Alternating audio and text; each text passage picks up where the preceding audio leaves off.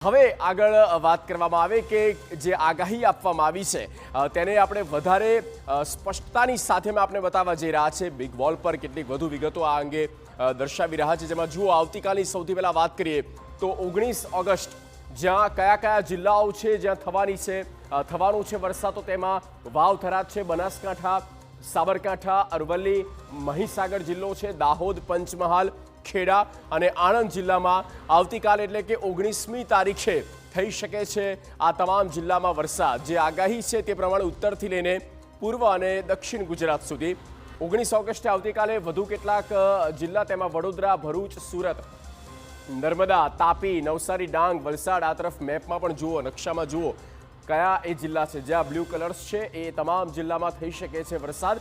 એના નામની પણ આપણે વિગતો આપી રહ્યા છે, નામ જોગ એ તમામ જાણકારી બતાવી રહ્યા છે। 20 ઓગસ્ટની પણ વાત કરીએ, 20 ઓગસ્ટમાં જુઓ ગુજરાતનો જે પટ્ટો છે આખો ઉત્તર સુધી જાય છે અને ત્યાં થઈ શકે છે વરસાદ। એમાં વાવ, થરાદ કન્ટિન્યુ છે, બનાસકાંઠા છે, સાબરકાંઠા પણ છે, અરવલ્લી, મહીસાગર, દાહોદ, પંચમહાલ, ખેડા, આણંદ જિલ્લાનો પણ અહીંયા સમાવેશ થયો છે।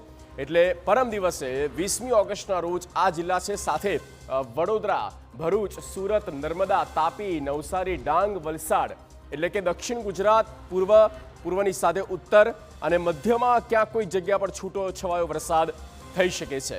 એકંદરે સૌરાષ્ટ્ર અને કચ્છ માટે પહેલેથી ચિંતા તો છે જ, કારણ કે જોઈએ તેવો વરસાદ આ બંને ઝોનમાં, પંથકમાં થયો નથી અને તેવામાં જે વરસાદની આગાહી છે તે દક્ષિણ ગુજરાત તરફ જોર બતાવે છે।